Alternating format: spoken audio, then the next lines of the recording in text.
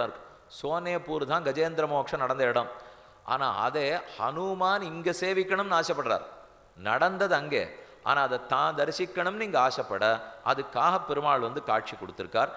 க்ஷேத்திரம் பாபநாசத்துக்கு பக்கத்தில் இருக்கிறது. அதே இந்திரத்யும்னவனுக்காக மறுபடியும் இந்த இடத்துல ஒரு தடவை கஜேந்திர வரதராஜ பெருமாளாக பெருமாள் காட்சி கொடுத்திருக்கார். இனி திருமழிசை ஆழ்வார் ஓர் பாசுரத்தில் சாதிக்கிறார். கூற்றமும் ஷாரா கொடுவினையும் ஷாரா தீ மாற்றமும் ஷாரா வகையறிந்தேன் ஆற்றங்கரை கிடக்கும் கண்ணன் கடல் கிடக்கும் மாயன் உரை கிடத்தும் உள்ளத்தெனக்கு. இந்த பெருமாள் எப்போ வருவான்னு ஆத்தங்கரையோரமாக படுத்துட்டு இருக்காருங்கிறார். நிஜமாவே அப்படி தான் இருக்கார். ரொம்ப ஏகாந்தம், ஒத்துருமே இருக்க மாட்டா. போனால் நம்ம தான்.